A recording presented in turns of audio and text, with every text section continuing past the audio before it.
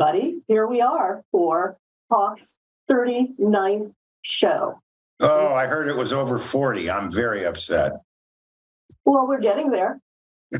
But I'm really happy to see that you survived the rain, the earthquake, any other natural disasters that happened over the weekend? There was another earthquake last night at 4:30 in the morning. Oh, wow. So you're really ready for today. Yeah. All right. Well, have a great show. Looking forward to hearing from Fred Specktor, super agent over the decades. And thank you for bringing us some of the best in Hollywood. Thanks, Freda, and welcome everybody. Nice to see all of you. I do have the honor and pleasure of speaking with the legendary agent Fred Specktor. And I must say that of the, I guess, almost 40 odd interviews I've done over the past 3 years, I've never gotten so many replies on Facebook and email telling me how loved and admired Fred is. We will get into all of his journey in a minute. I just wanted to say that among his clients, through 45 years at CAA, in no particular order, we have to worry about that with credits, you know, Helen Mirren, Morgan Freeman, Danny DeVito, Gene Hackman, Jeremy Irons, Jeffrey Rush, Dan Aykroyd, etc. Aside from his agency work, Fred has been on the board of directors of the ACLU, the Geffen Playhouse, and the Atlantic Theater in New York City. And as his client and my old friend, director Taylor Hackford, said when he went with Fred as his agent, here's what Taylor said. It was clear to me that Fred is passionate about agenting, and he proved it over 54 years together. He's never wanted to do anything else. He eats, sleeps, and breathes for his clients. He's the best ad for agenting there ever is or ever will be. Welcome, the amazing Fred Specktor. Come on in, Fred. I know you're out there somewhere. Press. There I am, I think. There he is. Hi, Fred. Thanks for having me. And welcome. I'm honored. Thank you very much. Thank you for that nice introduction. Yeah, well, Mr. Hackford to some people wanted to be sure. You also have so many please say hellos. I just hung up with Peter Strauss, who's a neighbor and an old client of yours who has a story. And of course, Stan Rosenfeld is now, can I watch it live? I mean, he was all over me. So there's just a few. Any rate, can we just start for a moment? Let's start at the beginning. And where did you grow up, Fred? And what were you thinking as a kid? What was this young Fred Specktor doing? I certainly wasn't thinking about this, although I eventually lived in Beverly Hills and used to see movie stars walking along the street, but I never thought about coming into the business.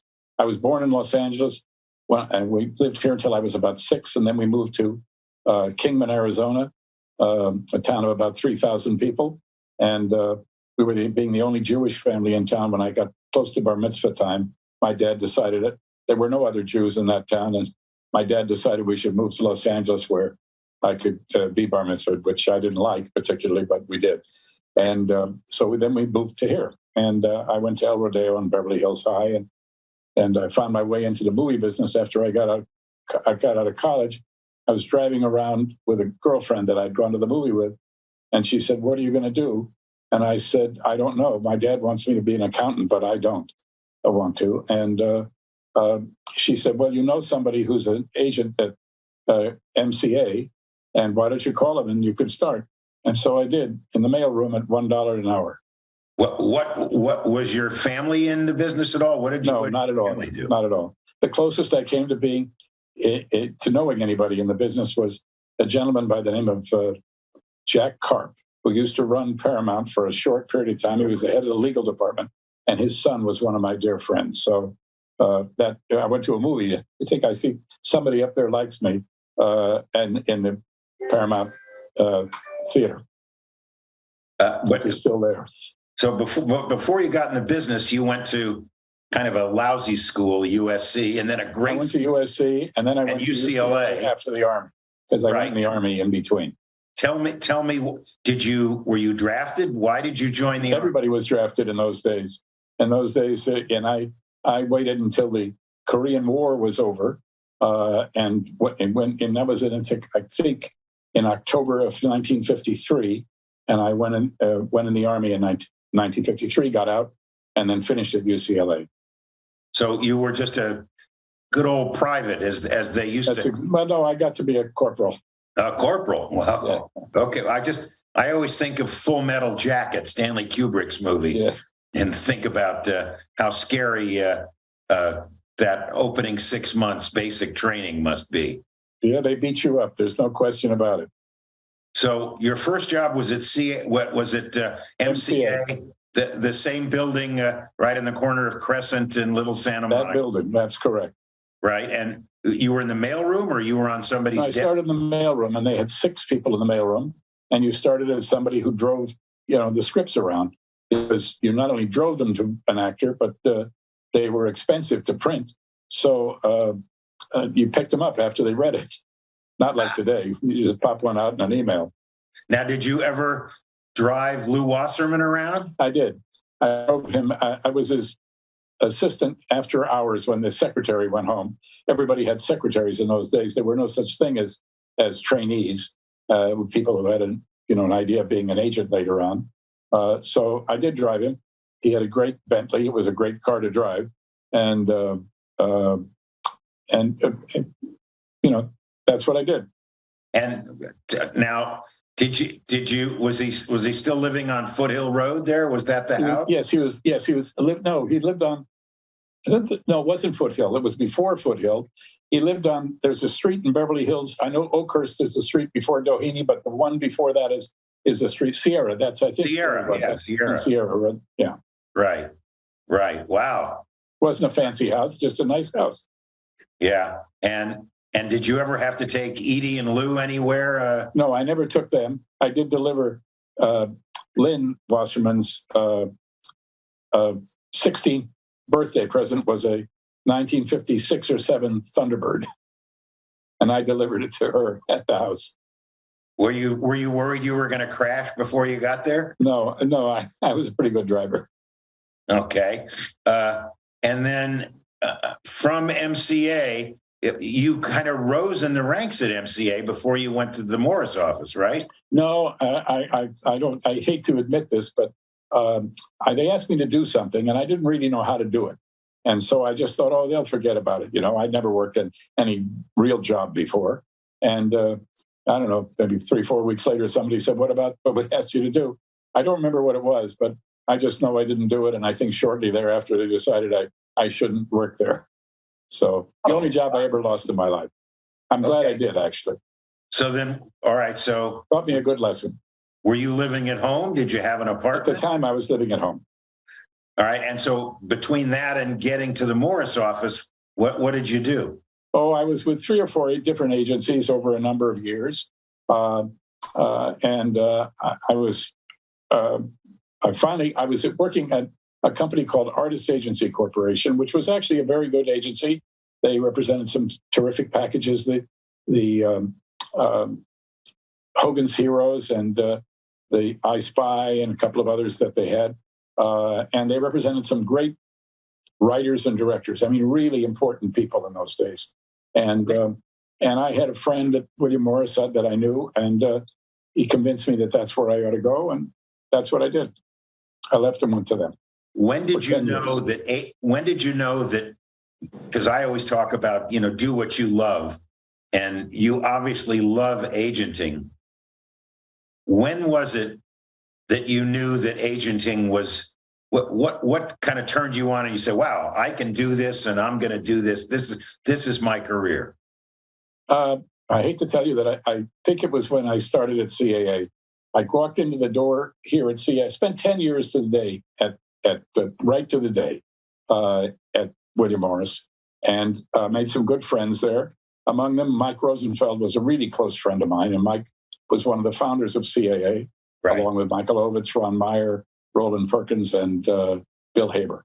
And so I was at a wedding one day, and for George Shapiro, who was a really fantastic manager of great comedy guys.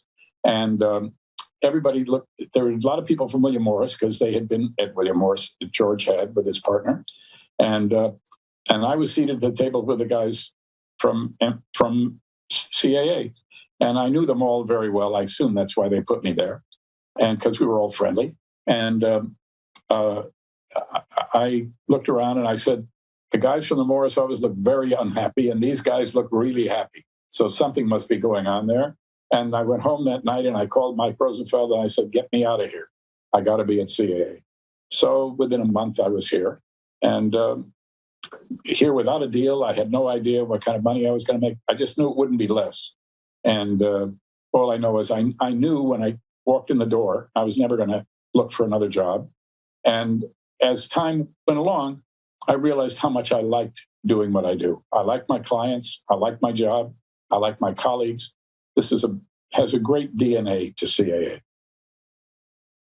And so when you went to the Morris office, did you go in as an agent or again? No, I went in as an agent because I was an agent by that time. By then you were an agent. Yeah, by then I was an agent. And you said you got a call from Peter Strauss. That's where I met Peter, was at William Morris. And we had a nice time. I'm sorry he left me at the time, but I wish him well, wherever he is. Well, he told me a story. I don't know if it's true or not. So I want you to confirm it, that if you got mad at somebody, and that was before cell phones and everything that we have now, that you did something to their Rolodex card. Is that true? Yeah. Well, I did that a couple of times. I would, but I did it over Taylor Hackford. In fact, I asked the producer, whose name I've forgotten, but I asked him to just meet Taylor because he had met the actress that was going to do the show, Leslie Ann Warren, and she liked him.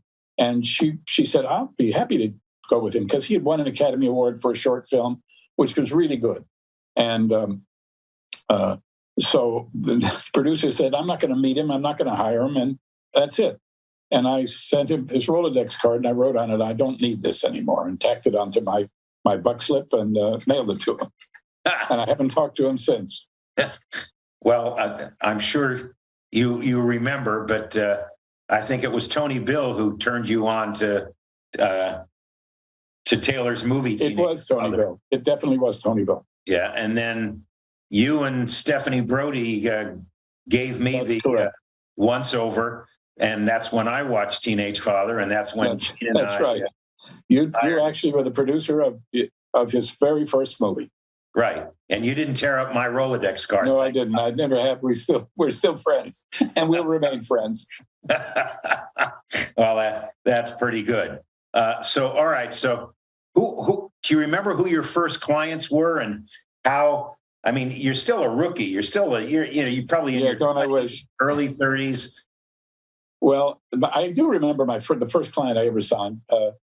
His name was Dennis Patrick, and he eventually, I remember the first job I got him too was a job there was a half-hour show called Whirlybirds, and what it was about was these helicopters that flew around, and I got $750 for 3 days of work, and that was the top of the show. And he lived in the colony, and just in case any of your viewers know the price of homes in the colony right now, they're upwards of $10 million. He paid $35,000 for the house that he bought. Wow. Right in the colony. Wow. Yeah, no, I remember shooting The Way We Were in 1972 at a house in the colony where supposedly Redford and Streisand lived. And we rented it for $500 a day. It was nothing. Yeah, that's correct. Really nothing. So is there explain to me that in the 1960s, when you're working, and early 70s, when you're at the Morris office, what was the difference between the way they worked and the way, I guess, a bunch of us who've read the CAA book and have been around, what's the difference of what was the thing that CAA and Mike and everybody were thinking that changed the agency business, I guess? Well, what changed was you were really on your own when you were at the Morris office. If you got a job for somebody, it was you who did it.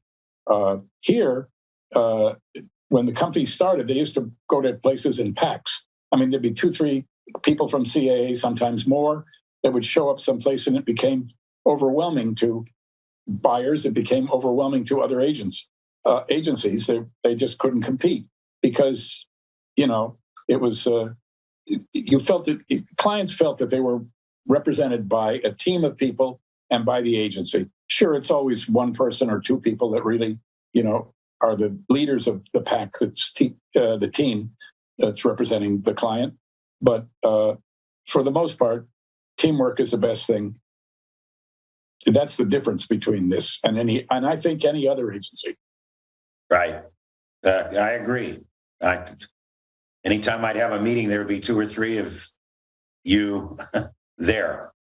Correct. Do you remember who your first assistant was at CAA?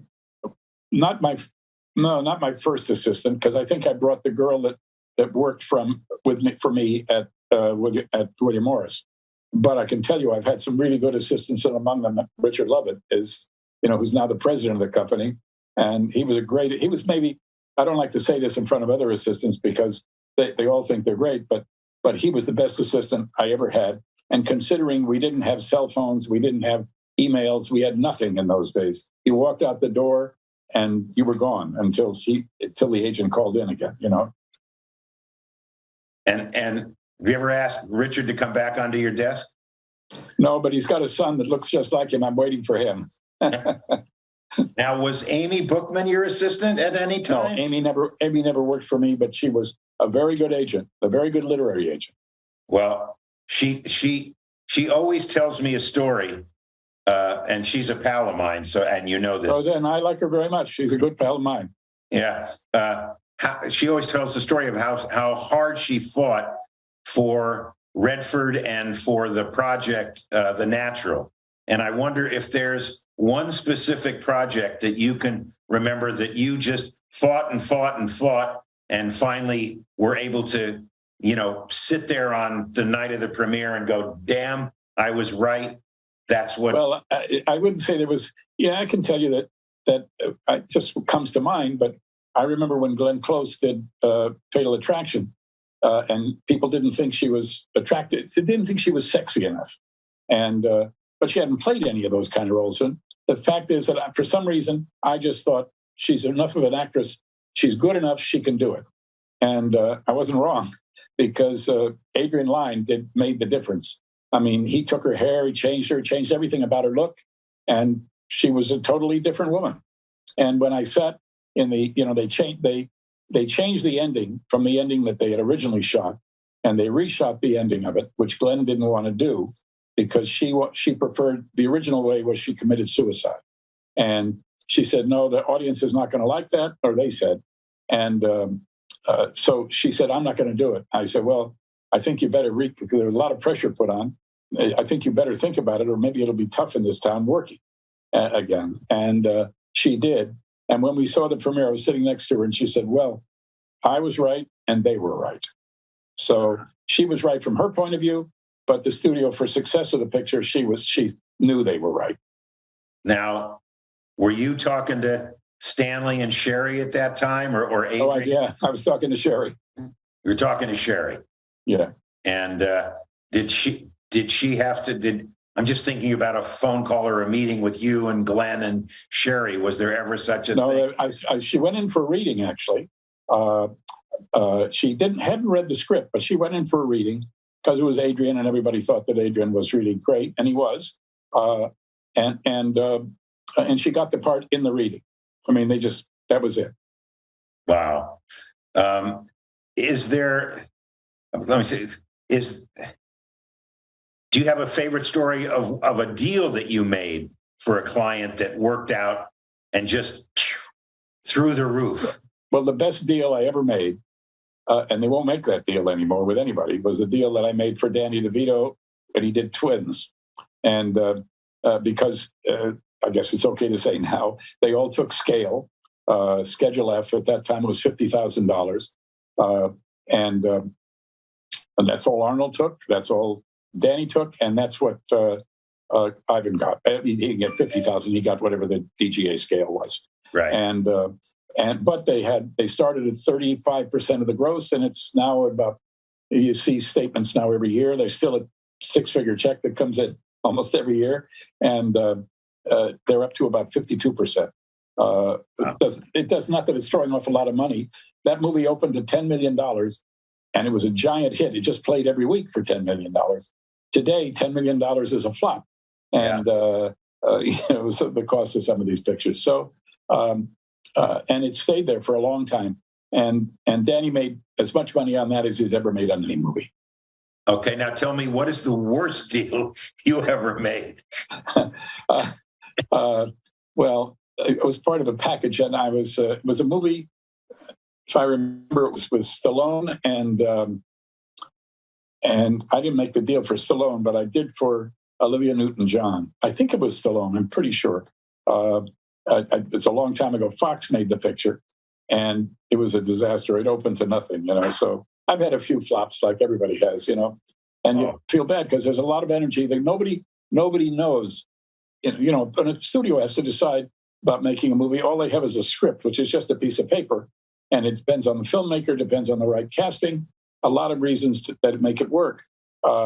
If you see a movie and decide, and you're in a position to buy the movie and you turn it down, and it becomes a big hit. If you can't tell when you look at a movie, then you shouldn't be in the business, is my personal opinion. And there have been a lot of people that have turned down a lot of pictures that have become hits. I'm not going to name any because why make some enemies at this point in my life?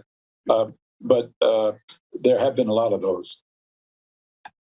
Do you find producers and executives different today than you did when, I guess, when I was, 70s, 80s, 90s, when I was doing a lot of. Well, there's more than one producer on a picture today than there were in those days. In those days, I remember Larry Terman, who just passed away a short time ago, and he was at the Motion Picture Home. I know that. He said when he made The Graduate, there was one producer, one director, one writer. That doesn't exist today. I mean, not very often at any rate. There are some writers that are great enough that nobody wants to, they'll fix it. You can talk through a couple of drafts and make it better. But you have umpteen producers. I mean, there's just so many producers sometimes you can't count them. But the ones who have the thing at the end, the logo. PGA mark. Yes. If they have the mark and only 3 or 4 of them can get it, and you have to fight for it no matter what. You have to justify everything that you did on the movie. And the rest of the people, with the exception of people that to be the guy that is the actual producer, the physical producer of the picture, because he's a legitimate producer. But the other guys may be, and some of them, sometimes they're the same, All right. So they're the ones that count. All right. So let me ask you a question, because I know that Mark Gordon and I are the ones that got that PGA mark through. You did well done.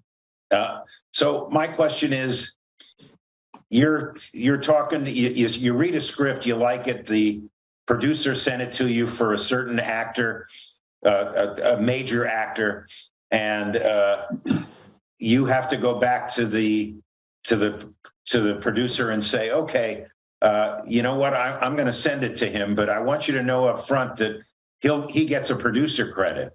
Or do you say to your client who asks for the producer credit, these guys are the real producers?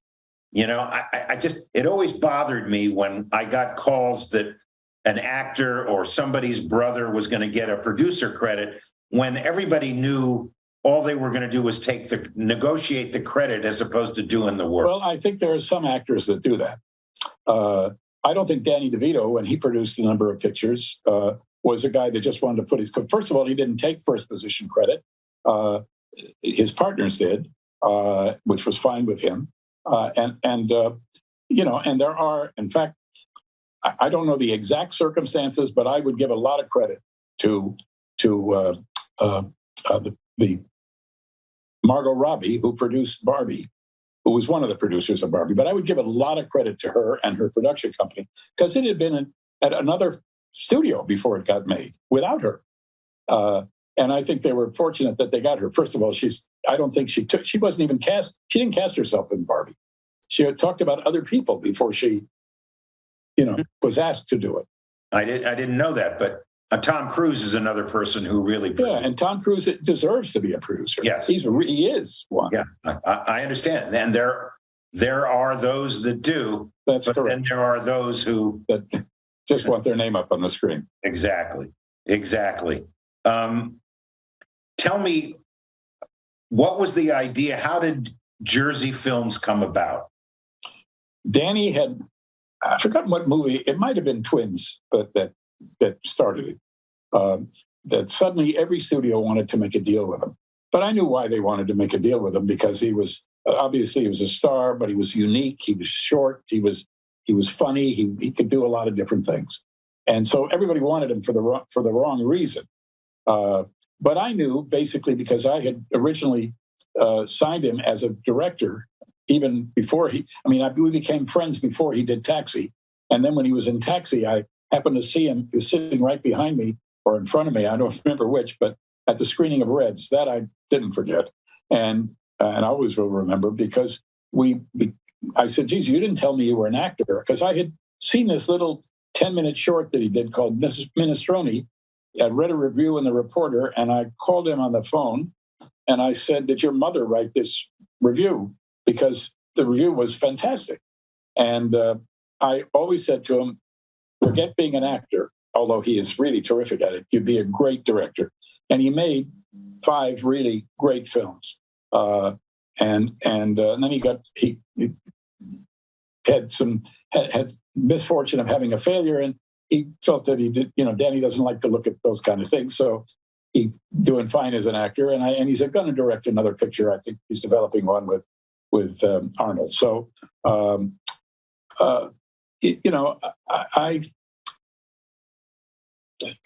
just. I don't remember the exact question. It was about why did Jersey Films get formed? What was? So everybody wanted to sign him, and I said, we can make a good overall deal. We'll find you a partner and some people to work for your company. And so we went around and interviewed everybody in town. Danny had just come out then wasn't after Twins, sorry, it was after Throw Mama from the Train, which was also a huge hit, and he had directed that, and that's when people said. So I said, we'll make this overall deal. Well, they really were looking to find a short guy to do something with, who's a star, and so finally we went to Mike. We gave it to TriStar, because Mike Metaboy was running TriStar, and he had given him the picture of Throw Mama. And so I said, nobody will get mad at you if you make a deal with the guy that gave you your first directing job. You can keep all the friends. And I remember Bob Daly getting on his knees with Danny, looking him right in the eye and saying, come with us. And that would have been better, because you get free rides on private planes in those days at Warner Brothers. But and that could be useful. But we chose to go with the others. And they turned every picture down that he wanted to do. And one of them was Pulp Fiction, because he had developed Pulp Fiction with his money. And the deal was that he'd be an executive producer if they did it, and a producer, if they didn't do it, and a producer if Sony did it. Well, it turns out that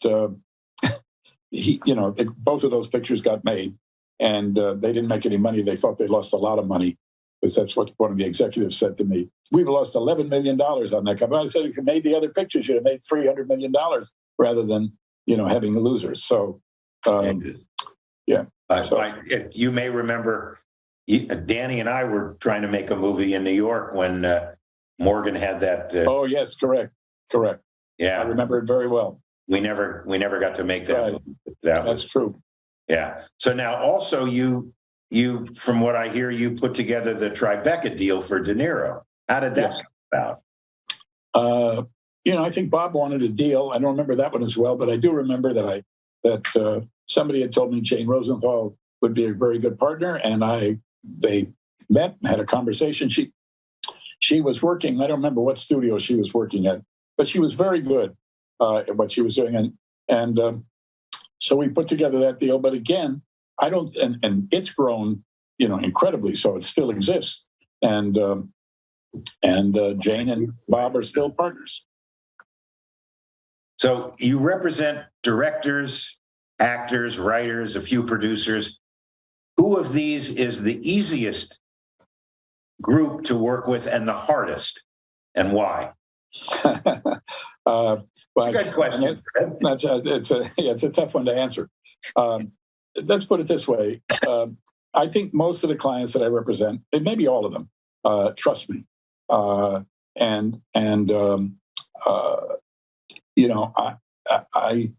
wouldn't say anybody is that difficult, to tell you the truth. I think that nothing is easy, because it's not easy to get you what I believe and the client believes that they're worth.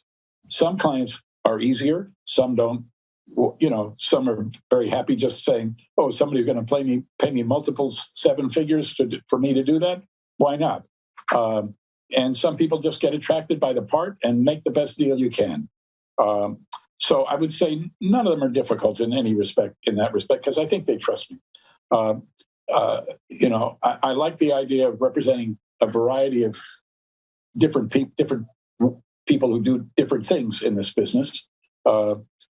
And 25 years ago, I went and I saw a little movie in Venice, and I had an appointment the next morning to meet with Jez Butterworth, and he had done a couple of plays. This was based on a play of his, and now he's one of the most important writers in the theater and in the movie business. Yeah. And he's highly paid, and he deserves it. He's earned it. And his brother is an equally good writer.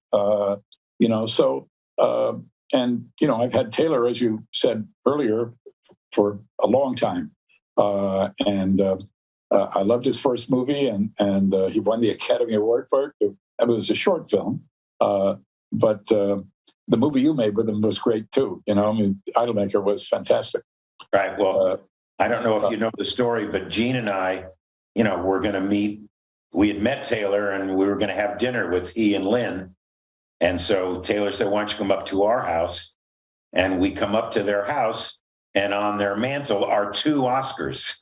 His for Teenage Father, and I forgot which one Lynn had won at the same time. So Gene and I thinking we're these two great big mocker producers, and here's these two people we've never heard of, both have Oscars. So yeah, they're both were talented people. Yes, and still are. Taylor has been my friend. He's enormously talented, and I really love working with him.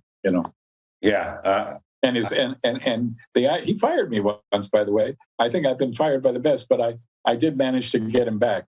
I broke my phone in the car when I just threw it down, and it was the old days. I was driving a Porsche, and it had the long cord that you had to hold onto the receiver up to your ear. And when I hung up on him, I threw it down, and it broke. But I had called him every four-letter word you ever heard of, and some you probably haven't heard of. And he wrote me a letter, and the letter was really nice. But the great thing about it was, the bonus was when I got him back, because I said, we went and we had dinner together, and I said, "I'm not going to lose your friendship, and I'm going to get you back as a client. I think you're too proud to come back now." But eventually he did. And as a bonus, I got his wife. That was nice as well. So was that at the time of New Visions that he fired you? Oh, no, it was way after New Visions. Oh, way after. It was after he had done. The picture he made when he left me was unfortunately didn't work. It was with Russell Crowe and yes, Meg right. Meg Ryan. That's right. Yeah, sure. A lot of. It wasn't a bad movie. It was really a situation where the stars had an affair, and it ruined just ruined the audience wanting to see it. Now she was America's sweetheart. Yeah, you mentioned Helen, and I've never seen anybody work more than Helen Mirren. How do you? I mean, I keep thinking she's shooting day one on some movie, and you're calling her and saying, "Helen, when you finish on next Thursday, can you start on Friday?" I try to be sensitive about everybody needs a little rest in between, but Helen, I know there are a couple of things that ring a bell with her. If you put a gun in her hand, she loves that. If you see 1923, you'll see the very first scene. She blows a guy away with a shotgun, and if you put her in a fast car, she likes that. on the other hand, she since she can't do it because of the strike, I'll say, if anybody watching this, go see her in Golda, which opens this weekend. She is brilliant in it, and it's a really good movie. I can't wait. And the other client of yours who seems to always be doing stuff, and of course, Laurie McCreary became president of the PGA after Mark and Right. Morgan seems to just keep going. He's an amazing guy. He really is, and he's a wonderful guy to work with. I chased him for a long time, and finally he came here when his agent retired, or was about to retire. And he's a wonderful guy, and he just knows what he does best. And he's, at his age, in fact, all of my clients are there. They're very well paid and very well respected, and that's exactly what I wanted in life, was to represent people like that. Okay, so some young guy comes to you. Maybe he's on your desk, or maybe he's in the mailroom, or maybe just meet him on the street and says to you, "Hey, Fred, what makes a successful agent?" Well, you have to have some knowledge of the business, and some knowledge of how, when you meet some actors, you have to be able to say, "I think this person would be great to play this part." So that just takes a certain understanding of how to read a script, and how to see beyond what it is on a piece of paper. I mean, everybody in this business who's in this end, either the agency end or the studio end, has to have some feeling in that respect, or you're not going to be able to do it. And you only know that if you were a buff of movies. And I came back, I was before television, but you got to be a buff of movies and television and whatever else is out there to see now today. And I think it's almost better. I love watching movies on the Criterion channel. That's probably the best channel of all of them, rather than the streamers, because you'll see some of the greatest movies ever made. Now, do you still go to I'm assuming you went and saw Oppenheimer and Barbie. No, unfortunately, we've seen Barbie, but we haven't seen Oppenheimer. We're going to hopefully go this weekend because, the reason is because we were away on vacation when it opened. So it was 2.5 weeks playing, and it's only been playing about 4.5 weeks. And you also have to find a half an afternoon to be able to go see it, or a half an evening. And so the plan is, originally we were going to go with two friends and see Barbie and Oppenheimer in the same day. But we didn't. They went to see Barbie, and then we finally did as well. Which, by the way, I think is a wonderful movie. I'll give you a pass, but I always feel that, having seen Oppenheimer, there are movies that are 2.5, 3 hours long that feel like 20 minutes. Yeah. And then there's movies that are an hour and a half long that feel like 4 hours. Right. So you're right. And this one, apparently I've been told by everybody who has seen it that they think it's great. Yeah. I really am anxious to see it, but I only want to see it at the Grauman's, because that's got it in the 70 millimeter and in IMAX. Right. Yeah. Well, good. Well, call me after. I can't wait to hear what I'll let you know.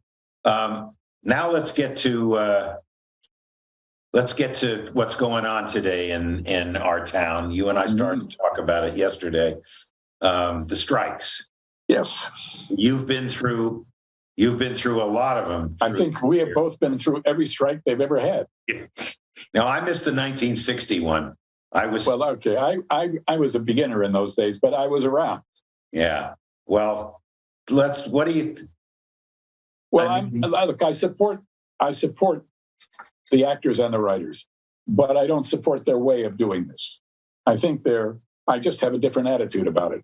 I mean, for example, actors can't go out and sell their movies if it's for one of the major companies. You can get a waiver but you may not be wise doing it, because people will resent you if they don't have knowledge of the facts. So, but on the other hand, every studio, when they finish a movie, they say, "Oh, my picture's great," but they don't really know. They won't know until Friday night or Thursday night, in the case today, as to whether it's going to be successful or not. And the value of having actors do the press for the movie is extremely valuable. And the Screen Actors Guild has stopped that. They can't do that. They can technically do it for movies that are not have any association with AMPTFB, but they can't do it for others. And on the other hand, if they go and do it, they might be shunned by their, but they'll get blacklisted by their colleagues. And that's unfortunate because studios don't know whether the movie's going to really do well or not, and they need that. But if it fails, the studio's not going to take responsibility. It's the actor's fault. It's the lead actor's fault because it rests on their heads. And I think that the only people that they're suffering are their own members. The members of SAG are the ones that are suffering. They should be letting them go because, they're not hurting. They don't hurt the movie business by the business not doing well. It doesn't. And it's just not right, in my opinion. But that's my opinion, may not be everybody's opinion. Right. Well, I have a problem when I hear the heads of SAG say that 85% of the members of Screen Actors Guild make less than $25,000, $26,000 a year. And my sense is, well, that 85% aren't working actors in the first place. I think there's a fact, and then they complain about studio executives being paid a lot of money. Well, we have stars that make a lot of money and filmmakers who make a lot of money. And I mean, really, the high end is very, very well paid. Yeah, but when they average it out, if there's 30 cast members and one cast member is making 20 million and the rest are making ugats, they say, well, geez, we paid, for all these, it doesn't work that way. Well, I have another theory about the art world, or rather the SAG. These are artists. Acting is an art. It's no different it's a different medium, but Picasso is an artist. And writers are artists. I can't write a script. I'm not an artist. And so, I can read something and tell you if it's good or not. But I think that the people they're hurting are the artists. And if you can't make a living in this business, I know this. I have a son who's a writer, and he would live in his car if he couldn't make a living, because sure, we all want more money. Everybody does. But if you're just an extra and you're doing that probably to pick up some money on the side, that's one thing. But everybody should be treated fairly. I don't disagree with that aspect of it. But by the way, I was listening to Billy Ray's podcast. I don't know if you listened to it the other day. I do agree with Billy that the AMPTP should be called the AMPTC company as opposed to producers, because we producers, yes, correct, bad rap that we're part of AMPTP. Also, the difficulty today is everybody has. I mean, Apple and Amazon are in different business than Warner Brothers, and that's unfortunate. And Netflix is hugely successful, and they pay their executives well, but how successful they are in the long run, I don't know, because none of us know how much money they really make. It seems to be a losing proposition until it sort of plays itself out. Well, don't you find, you have a director client, a writer client, an actor client who, puts out a movie and it's a big success. So the next time you want to make a deal for him or her, you're able to say, geez, look what this last one did. This is what I want for my client. Now, when you do it at Netflix or these others that don't give you the data, it could have been a hit. It could have been a bomb. And I just think, if they had, they do it. There's so many minutes of how many minutes something is watched, but that doesn't tell you whether they like the whole movie or they may turn it on for 10 minutes and said enough. So hard to say, but I can tell you some of the things that are being asked for absolutely are correct. They need more residuals. Not fair that they rerun things and don't pay, people getting $1 or $2 a dime for a rerun. That's not right. Right. hopefully they'll find a way to come to the right answer, but they'll never do it if they have rhetoric that's screaming and yelling at each other, and I don't hear the studios yelling at the opposing side. Most of it comes from the actors or from the directors. Right. It's or writers. Writers. It sounds, at least the writers and the studios and streamers they're talking now as opposed. Yes, that's good. There's nothing better than that, and it's still under the table, which is, we don't know what they're talking about. It's just a surmise, and they should keep it that way until they come to an agreement. Right. All right. So I'm going to ask you, why at 90 years old, and boy, are you sharp at 90 years old. I'd like to be that sharp at my age. You are, believe me, more. Why are you still working? Because I like it. Actually, I like it. And my wife says to me, if you didn't work, you'd get up in the morning and you would say, you'd take an extra hour and read the New York Times an hour longer, which is probably true. But then what? And lunch here and there, and pretty soon people get bored having lunch. I had lunch yesterday with Dan Feldman, who used to run the exhibition, the distribution at Warner Brothers for many, many years. And he's a really smart guy. Yeah. And he's a consultant now. He does a number of things. But he said the first day he got off work, he resigned, and he's 80. And he said to me, I said to my wife, "What are you doing?" "I'm busy. I'm playing bridge today. You know that. What are you doing tomorrow?" And it's always something. So he realized he better get himself a sideline here. And so he's great. He enjoys playing golf, but he's still in the business. It's amazing how we had a 2-hour lunch yesterday. It was amazing. I was catching up on his life, and it's amazing how involved he is in a whole lot of different things. Which is why I'm doing these interviews, quite frankly. I understand. I really love it. I enjoy it, and it keeps my finger in. And I love what I do. So, and I love my clients. And that's really, if I had clients who were beating me up all the time, I'd say I think I've done enough. Right. Now, talk about when did you learn? I'm sorry. Go ahead. No, you froze. I think. When did I what? Oh, there you are. When did you learn what? When did you learn about the Motion Picture and Television Fund? And talk to me about, have you had clients? Cut out. Have you had clients that, as they aged, went out to the home or helped with the empty? All I heard was, have you had clients that? Let me try again. I can't hear it. Oh. All right. 1, 2, 3. Is it working now? No? Can't hear me. Hi, Fred. I can hear you now, but. Okay, so everyone can hear each other? Can you hear me, Fred? I can hear you. I can hear you now. All right. Okay, great. We'll keep going. When was it that have you had clients who were aging and you said, you know what, you ought to check out the Motion Picture and Television Fund?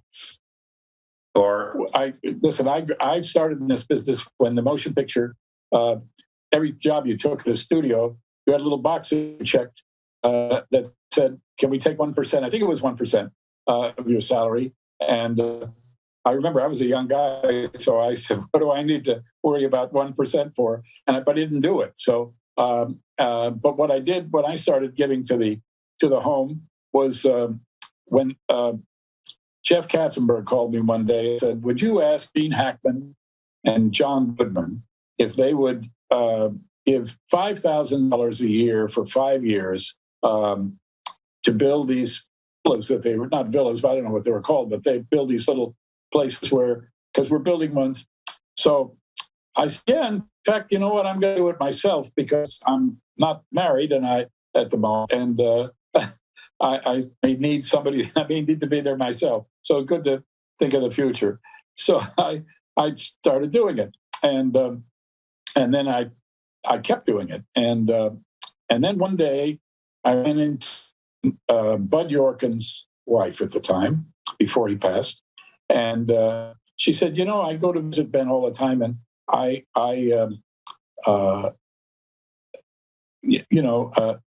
see your name. I guess, I don't know, I haven't been there, but they must put people's names on the various places. The people who gave us money for those villa rooms, each room has somebody's name. And yes, your name is next to a villa. It says Fred Specktor right there. I'm going to have to get you out there, Fred. Well, I was just blown away by that. So I still do this every year, and I think it's a very, very worthy cause. Yeah.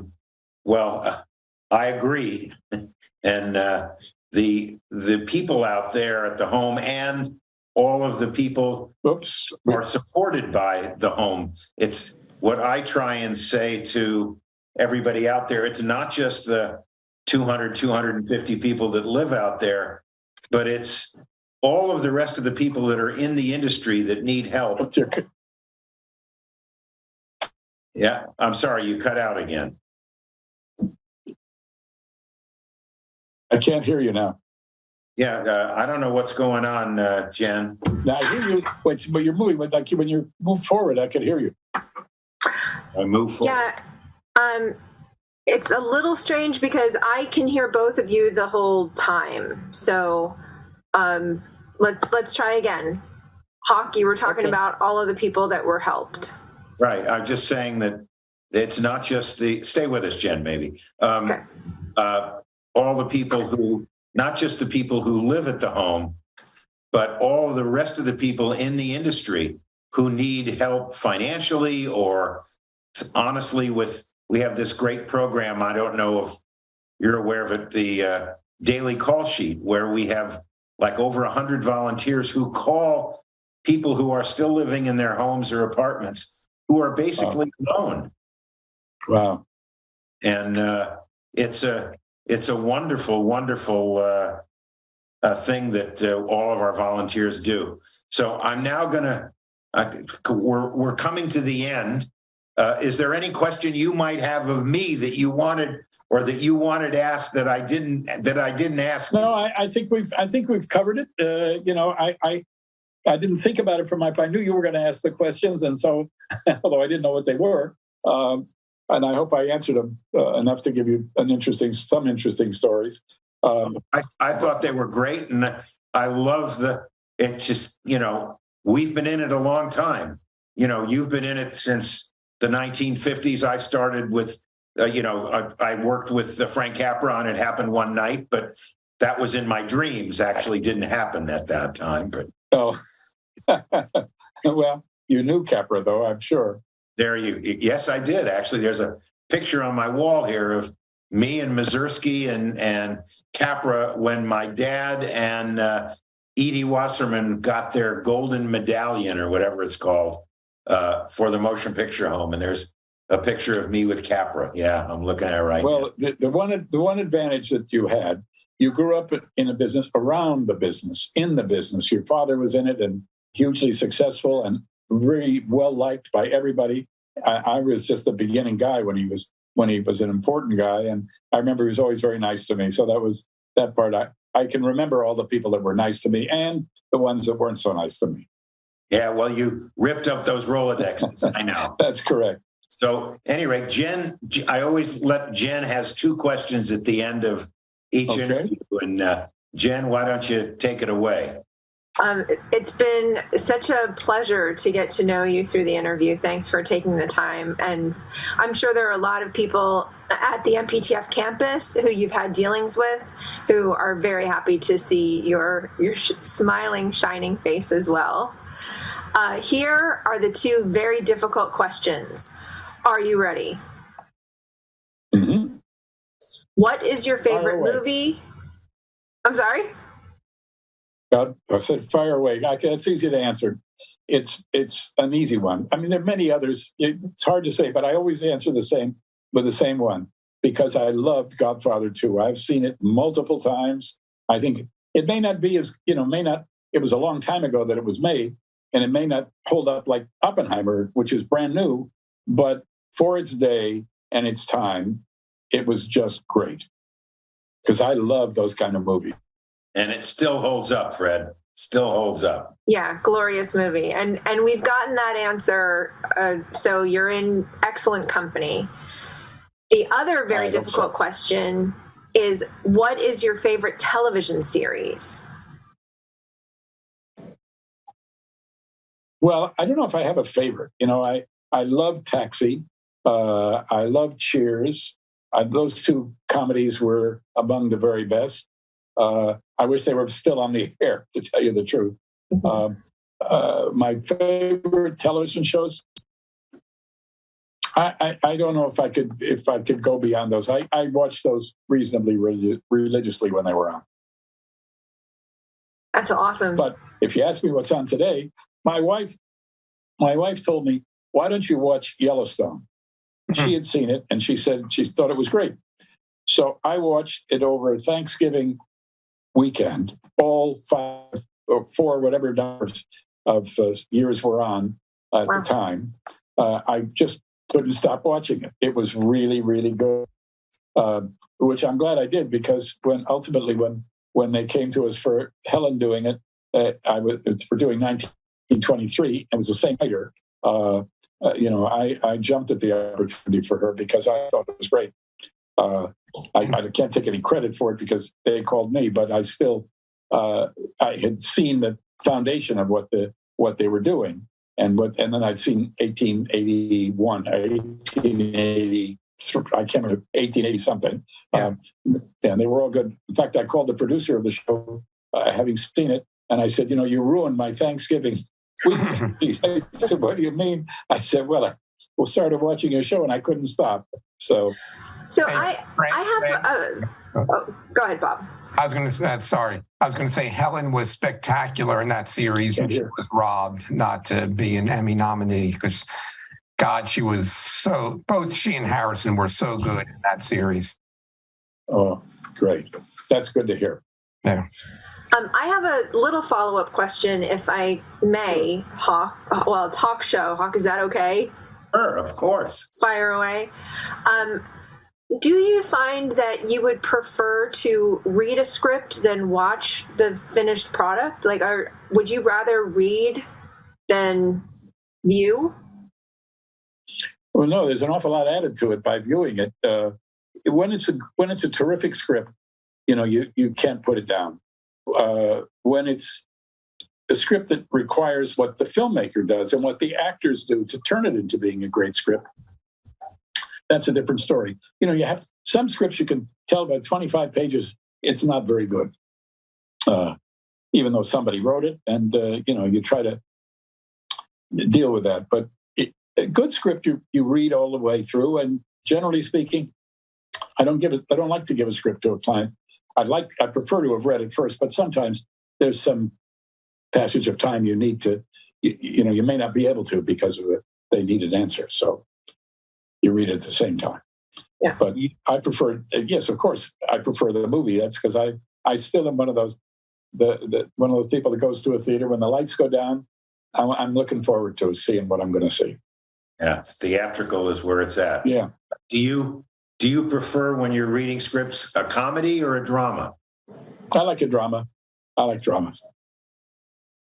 Well, Fred, I have to thank you. I really am honored. I thought it was a terrific time with you, and I hope you enjoyed it. And I did. Everybody out there, I hope you enjoyed it. And just a little clue: we're gonna be talking to Jerry Zucker about Airplane in September. That's great. And we're going to be talking to Ed Begley Jr. about his new book, and Carol Baum about her book. So we've got a lot going on. They're very nice people.